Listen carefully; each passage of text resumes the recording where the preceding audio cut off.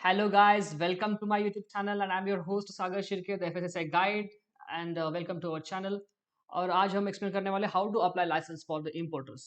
जो भी इम्पोर्ट करने वाले जो लोग हैं कि जो बाहरी देश से हमारे देश के अंदर जो भी लोग सिर्फ इम्पोर्ट करते हैं तो इम्पोर्टर्स के लिए लाइसेंस FSSI के अंदर कैसे मिलेगा तो उसके बारे में आज हम यहाँ पर चर्चा करने वाले हैं। तो सबसे इम्पोर्टेंट बात हम स्टेप बाय स्टेप इसके ऊपर आपको गाइड करेंगे, ठीक है।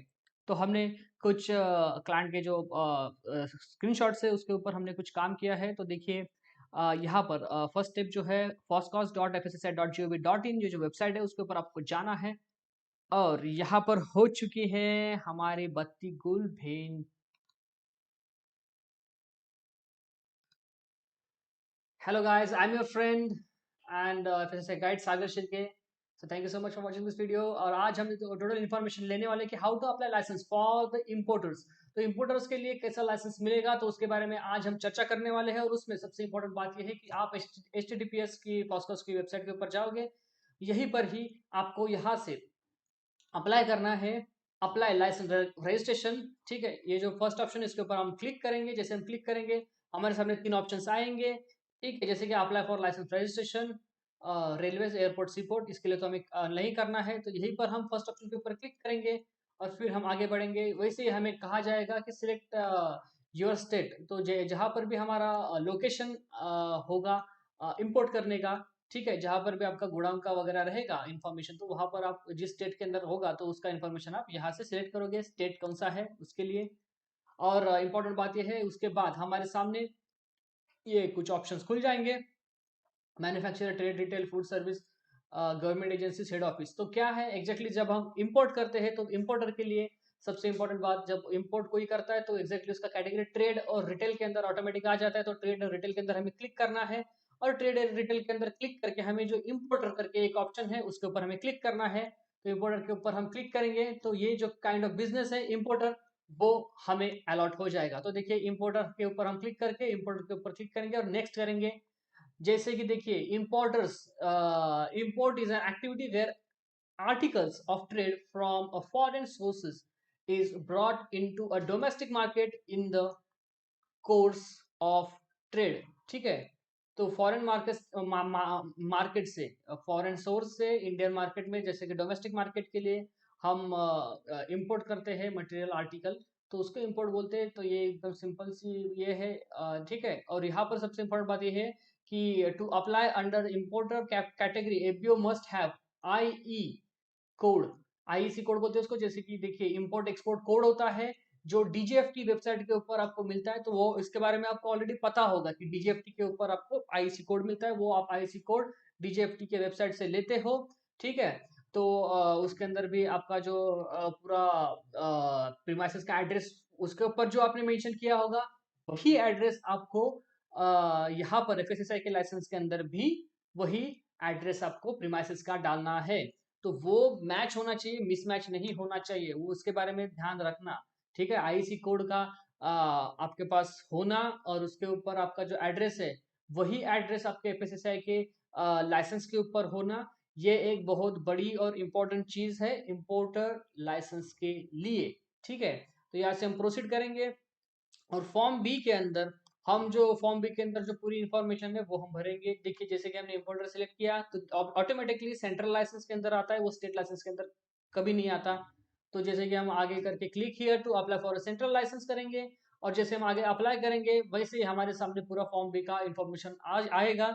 हम यहाँ पर हमारा कंपनी का ऑर्गेनाइजेशन का पूरा नाम भरेंगे और जो एड्रेस है वो एड्रेस हम वही भरेंगे जो डीजीएफटी के आईईसी का जो सर्टिफिकेट है उसके ऊपर जो एड्रेस है वही एड्रेस हम भरेंगे। डिस्ट्रिक्ट हो गया, GST number, pan, CIN, state, pin code, ये हम एग्जैक्टली वही भरेंगे क्योंकि वो मैच होना काफी ज्यादा जरूरी होता है प्रीमाइसेस डिटेल्स के लिए, ठीक है। इंपोर्टर के लिए काफी बड़ी और इंपॉर्टेंट चीज है। यहाँ पर हम सेव एंड नेक्स्ट करेंगे। जैसे हम सेव एंड नेक्स्ट करेंगे तो देखिए डीजीएफटी का जो आईसी कोड है वो आपसे मांगा जाएगा, ठीक है। तो आईसी कोड आपका जो ऑथेंटिकेट रहेगा वो आप आईसी कोड सर्टिफिकेट के ऊपर से डाल सकते हो, ठीक है। और देखिए आपका जो डीजीएफटी ऑथेंटिकेशन है वो एग्जैक्टली इस एफएसएसआई के और डीजीएफटी के जो वेबसाइट का जो भी डेटा है उसके साथ वो मैच हो जाएगा। उसके बाद प्रोसीड विद डीजीएफटी वैलिडेशन, तो यहाँ पर हम क्लिक करेंगे। तो हमारा जो वैलिडेशन का इंफॉर्मेशन रहेगा वो हमें दिखाई देगा कि हमारा इम्पोर्टर का मतलब नाम क्या है, एड्रेस क्या है, ईमेल क्या है, डेट ऑफ एस्टेब्लिशमेंट क्या है, telephone number, pan card number, ये सब हमें दिखाई दे देगा हमारे सामने ही। जो भी हम जैसे हम आईसी कोड डालते हैं वैसे ही हमें हमारी इंफॉर्मेशन क्लिक हो जाएगी। यहाँ पर अगर आपको लगता है कि यही आपकी इंफॉर्मेशन है तो आप सेव एंड नेक्स्ट करोगे। तो जैसे हम सेव करेंगे वैसे ही हमारा ये देखिए, after successfully proceeding with DGFT validation click on save and next, हम सेव एंड नेक्स्ट पर क्लिक करेंगे। उसके बाद हमारा प्रोडक्ट सिलेक्शन ये जो मेन कैटेगरी है उसके अंदर हम क्लिक करेंगे। इसके अंदर देखिए जो भी आप इंपोर्ट करना चाहते हो, कन्फेक्शनरी हो गया, जो भी आपका आइटम है यहाँ पर आप क्लिक करोगे, कैटेगरी सिलेक्ट करोगे और ऐड करते जाओगे सेव एंड नेक्स्ट करके। आप जितने भी आपको प्रोडक्ट कैटेगरी इंपोर्ट करनी है यहाँ पर आप इंपोर्ट करवा सकते हो। डीजीएफटी ऑथेंटिकेशन का इंफॉर्मेशन यहाँ पर आपके सामने आ जाएगा। यहाँ पर हम सेव एंड नेक्स्ट करेंगे और आगे बढ़ेंगे। जैसे हम आगे बढ़ेंगे, नेक्स्ट ऑप्शन है कम्युनिकेशन डिटेल्स। यहाँ पर हमें मांगी जाएगी हमारी कम्युनिकेशन डिटेल्स कि आपको क्या लगता है कि जो एफएसएसआई की जो गवर्नमेंट है, मतलब आपका एफएसएसआई की जो अथॉरिटीज है, गवर्नमेंट है, वो आपके साथ कैसे कम्युनिकेट करे। तो इसके लिए ये जो कंप्लीट इन्फॉर्मेशन है वो यहाँ पर हमें फिलअप करनी होती है। जैसे कि हम यहाँ पर address, district, state pin code, correspondent address, contact information, person incharge जो भी आपका रहेगा उसकी इन्फॉर्मेशन, उसके बाद जो रिस्पॉन्सिबल पर्सन कौन रहेगा कि जो आपकी लाइसेंस की पूरी कंडीशंस कंप्लाई करेगा, तो उसकी इन्फॉर्मेशन आपको यहाँ पर पूरी की पूरी फिलअप करनी है। उसके बाद लाइसेंस नंबर, अगर आपका हेड ऑफिस है तो वो आपका उसका लाइसेंस नंबर आप यहाँ पर डालोगे। ठीक है, सिलेक्ट ईयर करोगे, कितने साल के लिए आपको आपका लाइसेंस चाहिए, तो इसके लिए आप यहाँ से सिलेक्ट करोगे और सेव एंड नेक्स्ट करोगे। इन्फॉर्मेशन एक्यूरेट भरना, इन्फॉर्मेशन के अंदर कोई भी ग्लिच मत रखना, ठीक है। तो ऐसे हम सेव एंड नेक्स्ट करके हम आगे बढ़ेंगे। रिक्वायर डॉक्यूमेंट्स, तो रिक्वायर्ड डॉक्यूमेंट्स के अंदर देखिए ये जो डॉक्यूमेंट्स है इंपोर्टर के लिए, तो रिक्वायर्ड डॉक्यूमेंट्स क्या क्या है, जैसे कि लिस्ट ऑफ डायरेक्टर्स आपको अपलोड करनी है। उसके बाद फोटो आईडी है वो अपलोड करना है, पार्टनरशिप डीड, सेल डीड अगर यहाँ पर है तो यहाँ पर चूज फाइल करके अपलोड करनी है। अगर आपका जो भी नॉमिनेशन नॉमिनेटेड जो भी आपका पर्सन है उस नॉमिनेटेड पर्सन का कंप्लीटली आपको यहाँ से चूज फाइल करनी है और नॉमिनेटेड पर्सन की इंफॉर्मेशन आपको यहाँ पर अपलोड करनी है। और आईसी कोड का जो डॉक्यूमेंट है, सर्टिफिकेट है आपके पास आईसी कोड का इशूड बाय डीजीएफटी, तो वो आपको आईसी सर्टिफिकेट आपको यहाँ पर इंपोर्ट एक्सपोर्ट कमीशन का जो भी आपके पास सर्टिफिकेट है, तो वो आप यहाँ पर चूज फाइल करके अपलोड कर देना है। ये भी मैंडेटरी है, ठीक है। और आपको अदर डॉक्यूमेंट करने तो वो भी आप कर सकते हो। तो ये चीज याद रखना, जो भी आपके पास डॉक्यूमेंट्स आपको पूछे जाएंगे वो एग्जैक्टली भरना। आईसी कोड इंपोर्ट एक्सपोर्ट के लिए जरूरी होता है, तो इंपोर्ट एक्सपोर्ट का जो आईसी कोड है वो यहाँ पर अपलोड कर देना, याद से याद रखना, ठीक है। और उसके बाद हमारे पास यहाँ पर अगर कोई ये अगर आपको एक्स्ट्रा डॉक्यूमेंट अगर आपको अपलोड करनी है वो भी आप कर सकते हो। उसके बाद आपको डिक्लेरेशन के ऊपर क्लिक करना है, यस करना है और सेव एंड नेक्स्ट करना है। जैसे हम सेव एंड नेक्स्ट करेंगे, पे the fee with available modes and apply. तो देखिए हमारा रिक्वायर्ड डॉक्यूमेंट कंप्लीट हो चुका है। उसके बाद हम पेमेंट्स के ऊपर आएंगे। पेमेंट्स के अंदर हमें जो भी हमारा पे यूबीज है, पे जो भी है, सिट्रस पे है या फिर जो भी आपको भीम यूपीआई जो भी आपका ऑप्शन आपके सामने दिखाई देगा उसके ऊपर आपको क्लिक करना है और आगे बढ़ जाना है पेमेंट के लिए। जैसे आप पेमेंट आपका कंप्लीट करोगे वैसे ही देखिए पेमेंट क्लिक करके आप पे करोगे, आपके सामने डैशबोर्ड खुलेगा। आप क्रेडिट कार्ड, पैन कार्ड, मतलब क्रेडिट कार्ड, डेबिट कार्ड जिससे भी आप पेमेंट करना चाहते हो यूपीआई से वगैरह, तो वहां से आप करवा सकते हो, ठीक है। तो देखिए उसके बाद ऑप्शन आता है after successfully completing the payment a receipt will be generated with a 17 digit reference number which can be used for future reference. तो देखिए जैसे आपका पेमेंट हो जाएगा आपके सामने रिसिप्ट जनरेट हो जाएगी, उसके ऊपर 17 नंबर्स का जो एक डिजिट आएगा, 17 डिजिट का रेफरेंस नंबर। वो ये काफी जरूरी बात है कि इस 17 डिजिट के रेफरेंस नंबर के साथ ही आप अपना जो लाइसेंस है उसको आप ट्रैक कर सकोगे। इसीलिए आपका ये जो रेफरेंस नंबर है वो काफी जरूरी होता है रिसिप्ट के अंदर, उसको कहीं पर कॉपी करके रखना या फिर लिख कर रखना, ताकि जब भी आप रेफरेंस नंबर डालोगे आप अपना जो लाइसेंस का जो स्थिति है वो आप जान सकते हो, ठीक है। तो 2 साल के लिए हमने ये अप्लाई किया था, तो प्रिंट निकाल सकते हो आप इसका, ठीक है। और जो भी अभी नेक्स्ट थर्ड स्टेप जो है कि अगर आपको ट्रैक करना है आपका एप्लीकेशन, तो आप इसके ऊपर का जो रेफरेंस नंबर है उसको कॉपी करोगे और यहाँ पर ट्रैक एप्लीकेशन फर्स्ट ऑप्शन के ऊपर क्लिक करोगे।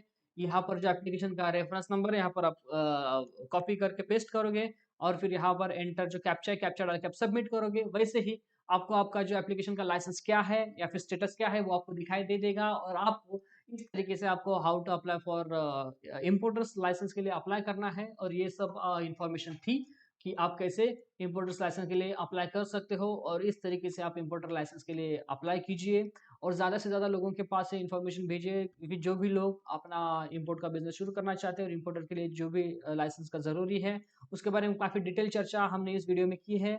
So thank you so much for watching this video, और ज़्यादा से ज़्यादा लोगों के पास ये वीडियो भेजना ताकि काफ़ी के ज़्यादा से ज़्यादा लोग इम्पोर्ट लाइसेंस निकाल सके। और इम्पोर्ट लाइसेंस के ऊपर जो आईईसी के ऊपर जो भी आपको प्रोडक्ट दिए होंगे, तो वही प्रोडक्ट आपको यहाँ पर इम्पोर्ट के लिए ऐड करने हैं, वो याद रखना, ठीक है?